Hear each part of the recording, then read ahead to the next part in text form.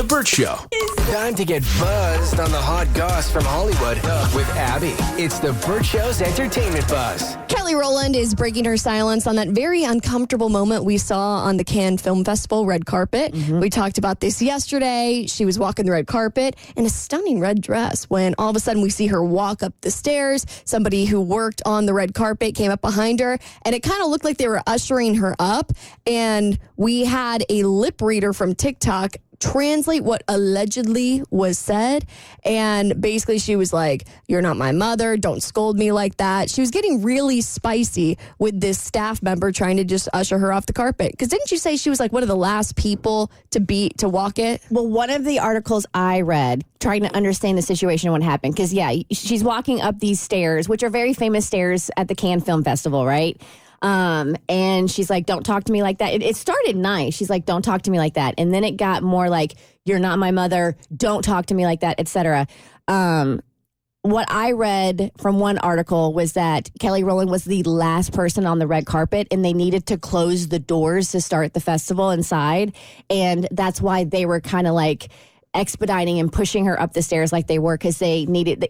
And then somebody else said she took a very long time on the carpet. And so they were a little frustrated, which is why they reacted the way they did. I don't know if there's any truth to that story, though, or not. So the Shade Room posted Kelly's response to this, and she explained that she felt like she was being singled out by this staff member, and that's why she decided to hold her ground. The woman knows what happened.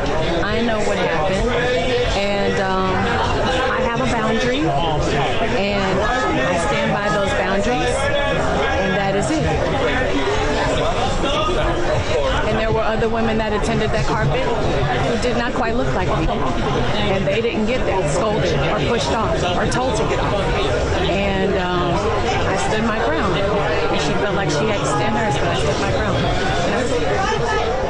I'd love to know what really happened. Like, was she singled out maybe because the staffer's boss was like, you take Kelly, get her up the stairs and everyone else? Or was it a racist incident? Because if it is an incident of racism, then I would expect the film festival to come out and make an apology. Well, I'd imagine she's not the only person of color who is walking the carpet at Cannes, so I would like to know their experiences as well, because I think that's important to compare. Yeah, so let's see if anybody else speaks out and stands by her and says, I felt the exact same way, because then in that instance, that's completely unacceptable. Absolutely. And Cannes absolutely needs to say something.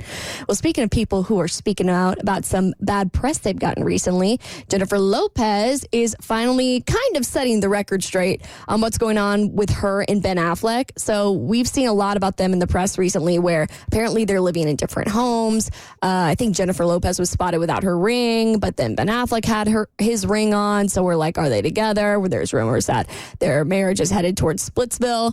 So J-Lo was at a press conference for one of her recent Netflix movies, Atlas, and one of the reporters asked her, what's going on with her and her husband, Ben Affleck. And all she did was laugh it off and say, "You know better than that." So she didn't really give us an answer, but she kind of said everything we need to know. Like, hey, A, don't ask me about my personal life, and B, we're still together. That's what I picked up from that. It has been fascinating to me to watch. I wouldn't call it the downfall, but the change of the public's perception of J-Lo, because she was this like untouchable icon. And I don't know, I can't pinpoint like an exact moment of this shift, but seeing especially on TikTok, like people starting to blast her or coming out with unfavorable experiences with her. And it's been very weird to watch this icon almost fall from grace without having done anything wrong. Like, it's not that like there's been this major scandal, unlike some other celebrities that we have seen in the news recently, right? So nothing that's harmed somebody else, that's egregious. It's literally like she's existing and people are turning on her for existing. I think it's a mixture of the way that the tides are turning with celebs. I think people value relatability more than they used to. Like, I think when celebrities felt more untouchable, let's say like 15 or 20 years ago, where if you wanted to learn about your favorite celebrity, you didn't get on TikTok or you didn't scroll through one of the 1,000 interviews that you can find on YouTube. You would go to J14 or Tiger Beat and you would just look for that one quote to see what they said about X, Y, and Z, or to find their address in the back of Tiger Beat. And now I feel like J-Lo is kind of still in that era of like being untouchable and unrelatable and hasn't quite evolved with the times. Do you think it's one of those things like when celebs were untouchable, they were these, I won't say like gods, but like godlike people, and you felt different for them, but now that they're on TikTok and Twitter, you're realizing like, oh, they're literally just like me, but talented in other areas. And I wonder if that's starting to breed some almost contempt, like, well, why do you get 5 houses when I can't pay rent for my 1-bedroom apartment? And you're sitting here flaunting all of it, and I'm buying your music and I'm helping fund that.